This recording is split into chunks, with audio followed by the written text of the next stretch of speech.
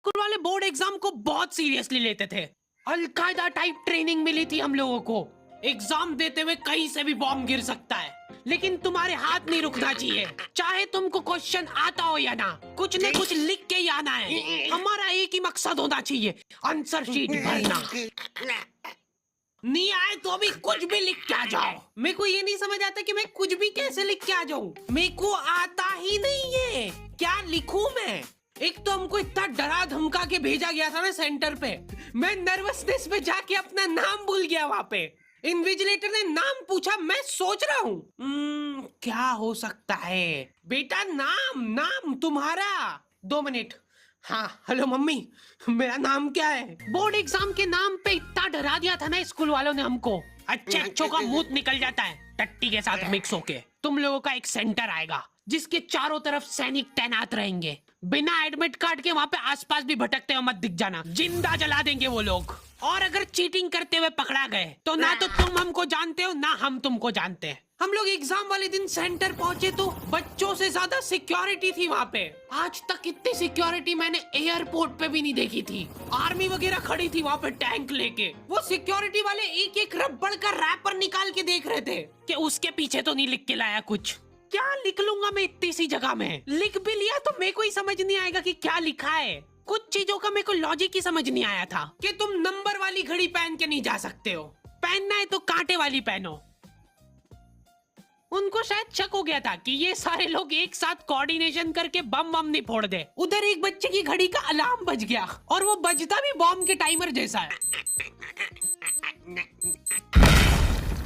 Al Qaeda जिंदाबाद। जिस pouch में तुम सामान ला रहे हो वो भी ट्रांसपेरेंट होना चाहिए। मेरे बैग में से इनको पाने पेचकस मिले थे।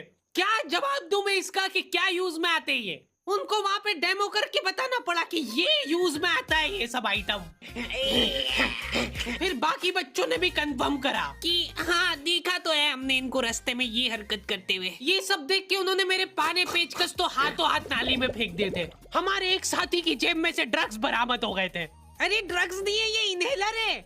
इसको ऐसे सूंघते हैं, नाक बंद होती है तो। नाक खोलने के बाद भी अगर तुम इनहेलर को पूरी ताकत से सूंघते हो, आंखें दिमाग में ठंडक हो जाएगी तुम्हारे। वो बच्चे नहीं होते जो पूरा साल टाइम पास करते और एग्जाम के एक दिन पहले पढ़ के एग्जाम देने आ जाते हैं। वो बनने की मैं कोशिश ही कर पाया था सिर्फ। मैंने सोचा था आखिरी रात मेरी है, रात भर मैं पूरा सिलेबस चाट जाऊंगा, पर मैं एग्जाम के एक दिन पहले ही बीमार पड़ गया। सर्दी हो गई मेरे को, तो मैंने सोचा ठीक है अभी थोड़ा रेस्ट करते, सुबह उठ के पढ़ाई करेंगे। नाक बंद हो गई भाई, नींद ही नहीं आ रही है। फिर पापा आके मेरे को ट्रिक बताते हैं कि अगर राइट वाली नाक बंद हो रही है ना तो लेफ्ट साइड करवट करके सो जा, फिर गहरी सांस ले, तो ये जो है ना राइट वाली खुल जाएगी और लेफ्ट वाली बंद हो जाएगी। फिर लेफ्ट वाली अगर खोलना है तो राइट साइड करवट करके सो जा। पूरी रात करवटें बदलता रह गया मैं। सुबह रास्ते में जाते जाते पढ़ रहा हूँ मैं, क्योंकि बाकी बच्चे भी यही कर रहे थे। बच्चों को लग रहा है कि भाई जितना हम लोग साल भर में नहीं पढ़े उतना हम लोग रास्ते में जाते हुए पढ़ लेंगे। रास्ते में ऐसे कॉपियां लेके घूम रहे जैसे इनसे ज्यादा पढ़ाकू कोई हो ही ना। सुबह हम सब लोग सेंटर लेट पहुंचे क्योंकि साइकिल की चेन उतर गई थी तो रास्ते में वो कर रहे थे।